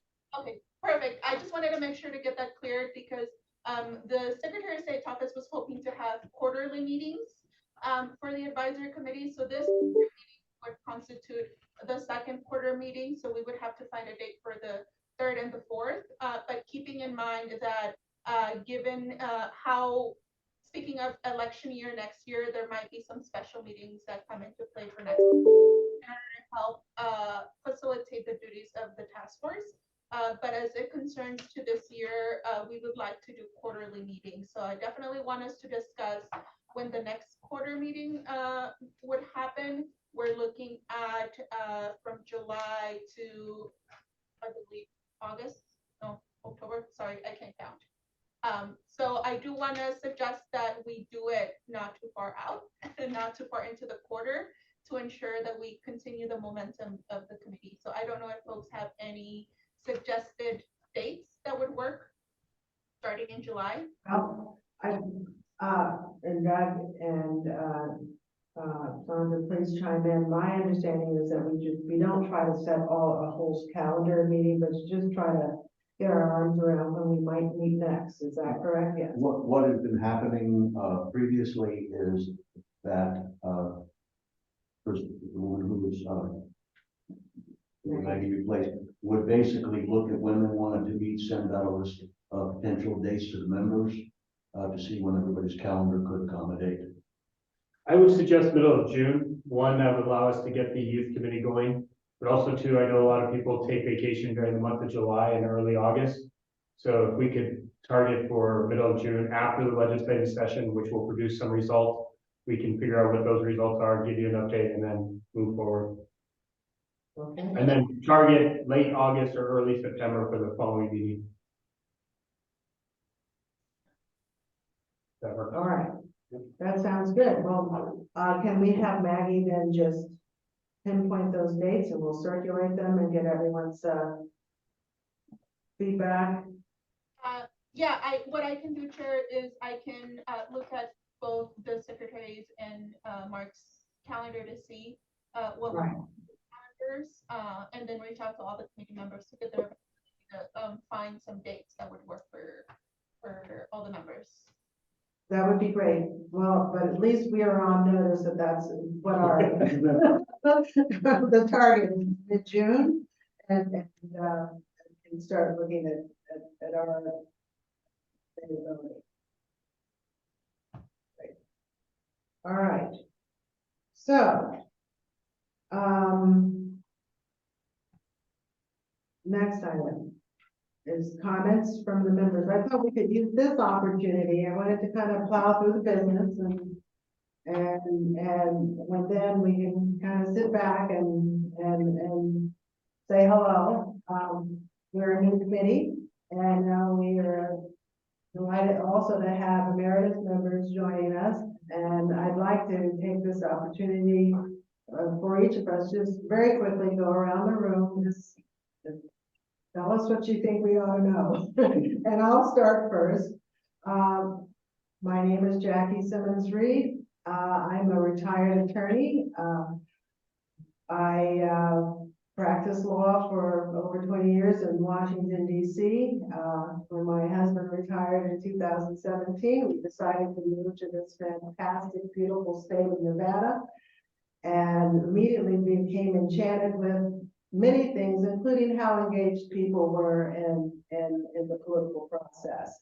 And Nevada is a very exciting state, and now the nation's eyes are on us all the time. So I am delighted to work with you. This is a fabulous committee that the secretary has put together so much knowledge and expertise. And I just personally want to thank you very much for agreeing to serve. And I also want to thank your staff, Maggie, Mark, Greg, all the other people behind the scenes who make us, who keep us informed and allow us to do our jobs. And of course, I hope that you will always just call on us whenever you need something.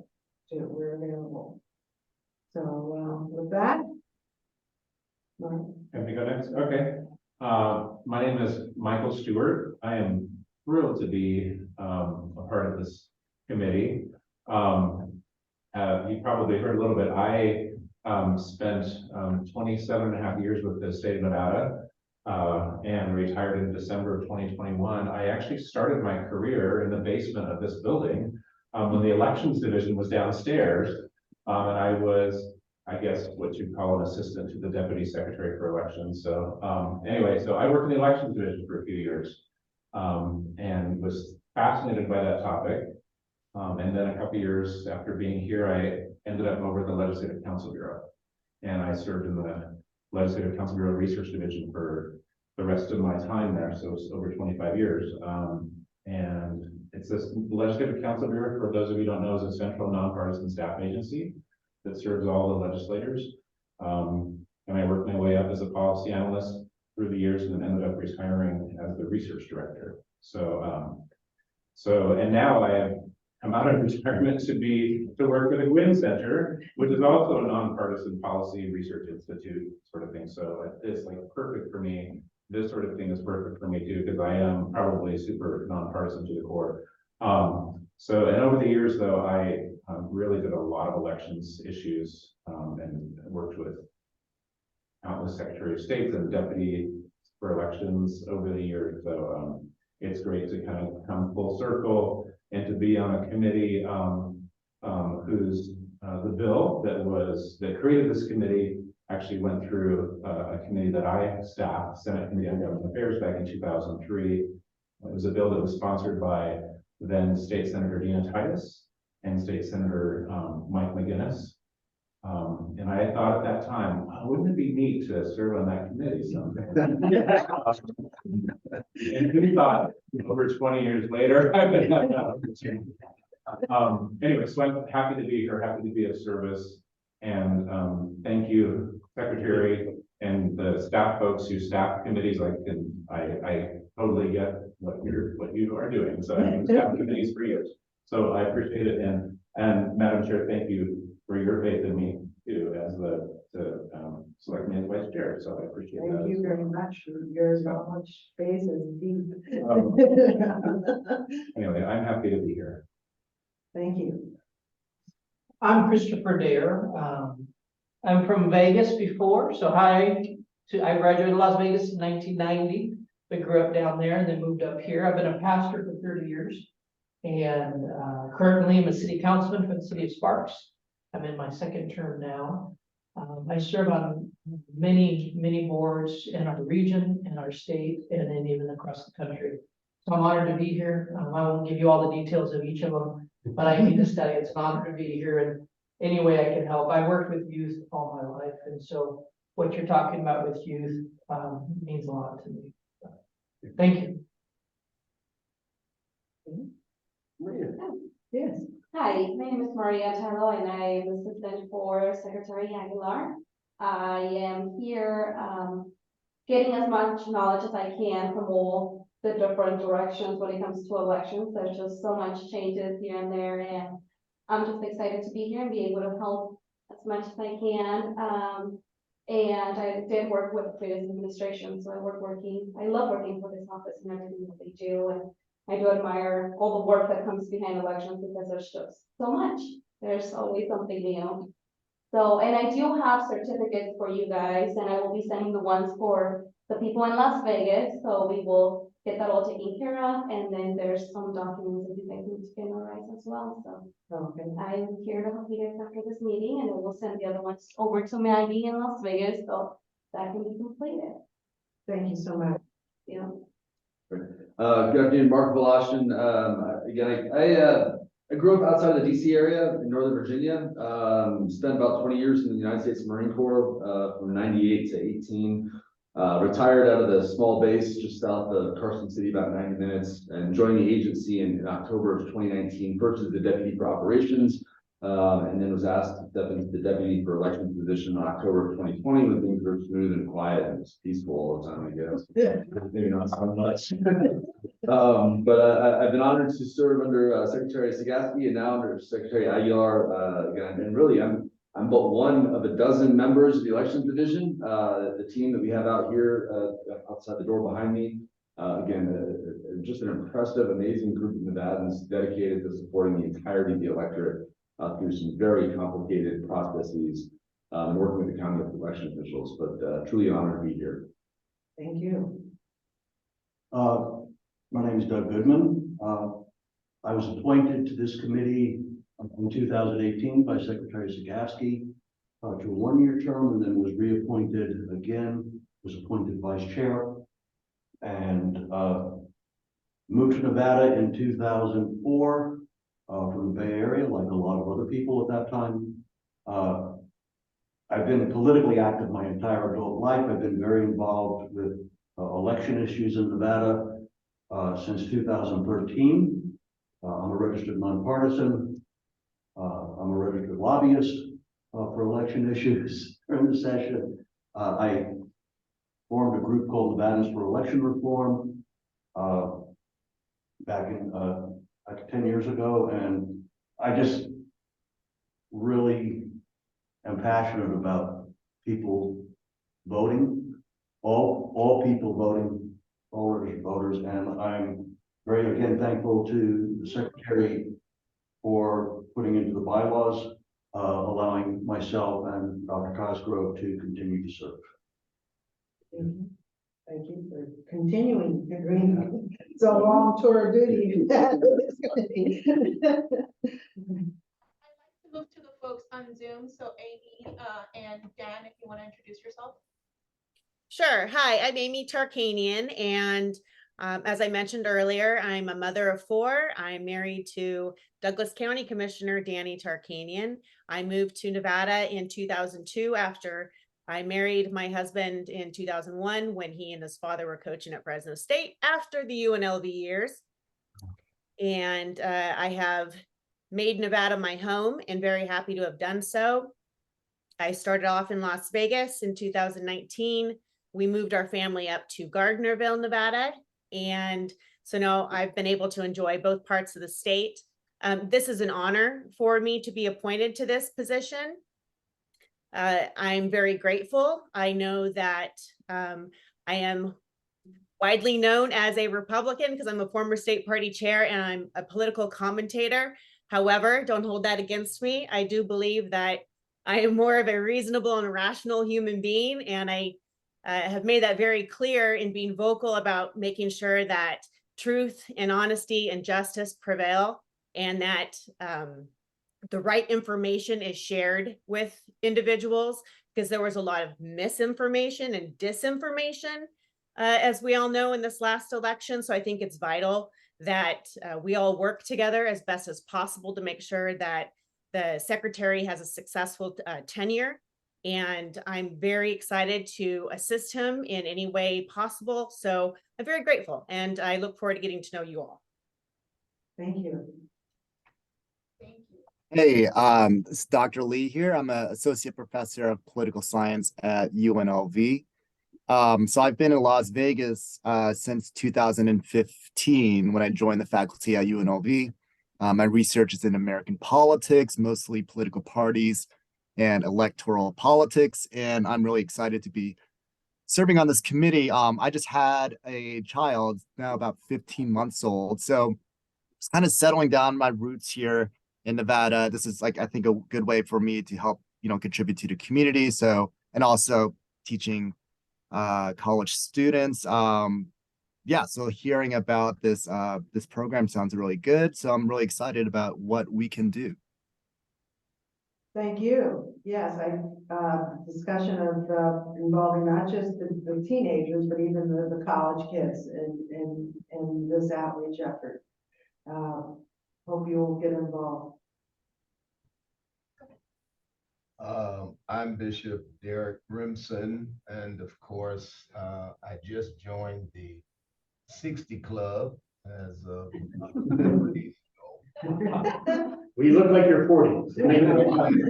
Appreciate that. Thank you. And of course, I'm a native of Detroit, Michigan. I've had several different moves based on me being a bishop and preacher and pastor. And I've actually I've lived in California, Southern California for about 10 years, pastored there. Of course, pastored and just came from Philadelphia, New Jersey area, pastoring there, several historic churches.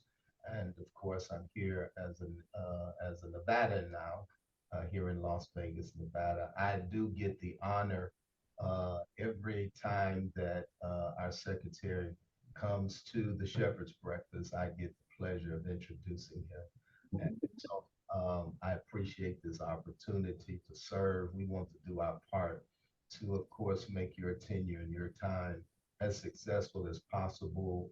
We do want to appreciate you for putting this committee together. Thank you so very much, because of the fact that, fair elections are vital in this season. Of course, making sure that every person, every American has the right to vote. That is our right. And so we want to do our part to make sure that that is a hallmark statement here in the state of Nevada. I'm also the a chair, or chair of the subcommittee for the NAACP, for the political action, as well as the social justice committee. I also serve as the a spiritual advisor for the National Action Network.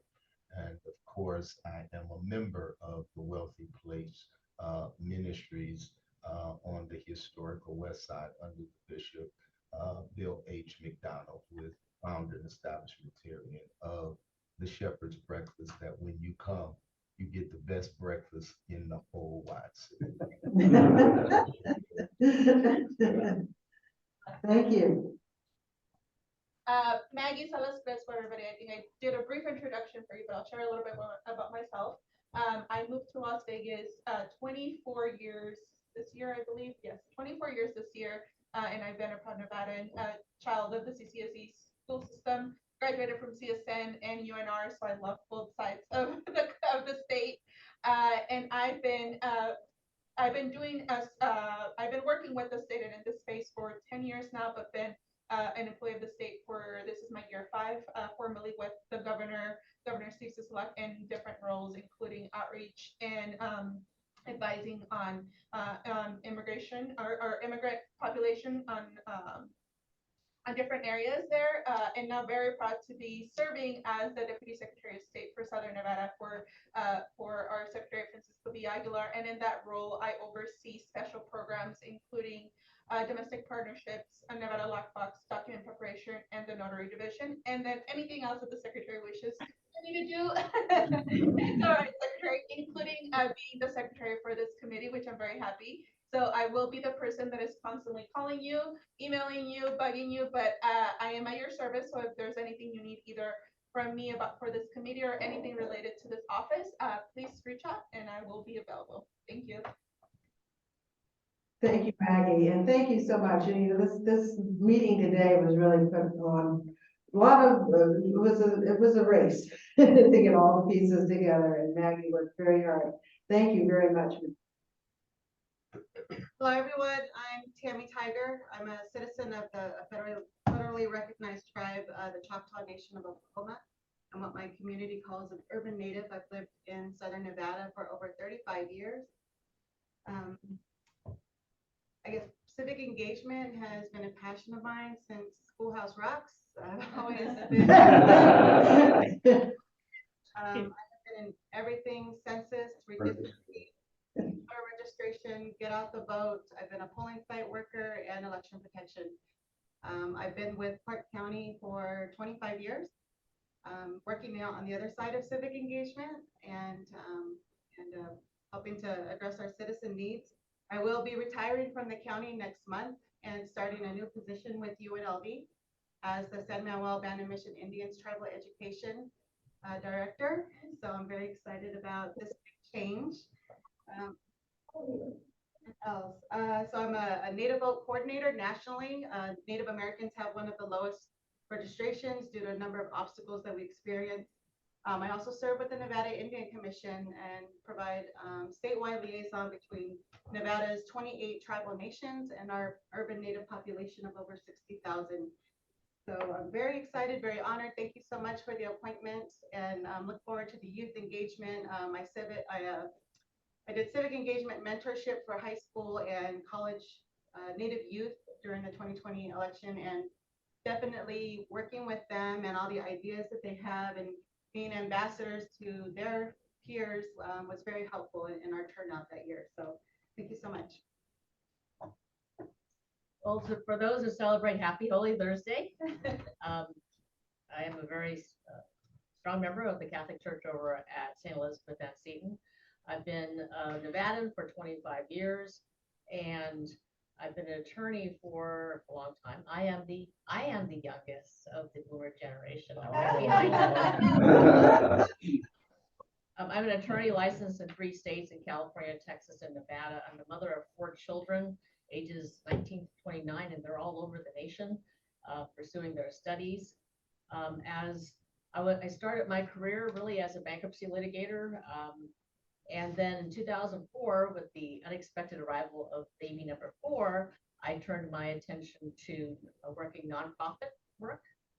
helping our community, and as a counsel for Asian Chamber, and I also am a founder of the Asian Bar Association of Las Vegas.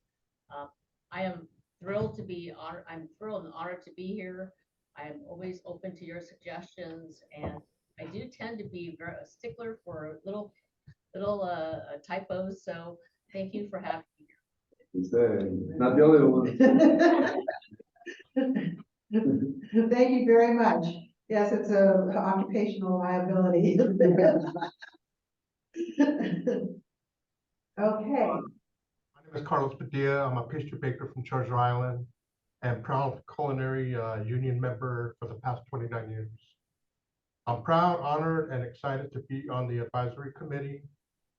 I've been working and helping to run political campaigns with my union for the past 7 years, and I am very passionate about training the next generation to get involved in our democracy. I want to make sure that the voices of my community are heard and everyone has a fair process to cast their vote. Too many people are giving up on our government, and we need to give them hope. Thank you, and I am very excited to work with Secretary Cisco Aguilar and the rest of the committee. thank you. I'm just going to introduce myself real quick. I'm Cecilia, the Public Information Officer for the Secretary's Office. I'm just very excited to be able to join these meetings with you all and help execute some of the great ideas we've already had for engagement from the Secretary's Office. So nice to meet you all. I am a UNLV grad in journalism. I was a local news producer for a few years and did communication with Governor Sisolak's office for a little bit. So now I'm very excited to be here. So. Thank you. Anyone on Zoom that we haven't covered? We only had 2 committee members on Zoom, so we're good to go. Dr. Carter will have a meeting. Oh, yeah. Oh, I'm sorry, we had Sandra. I am so sorry. I don't know if she's still on. Oh, we're hearing here that she had to drop off, share another meeting. Okay. All right.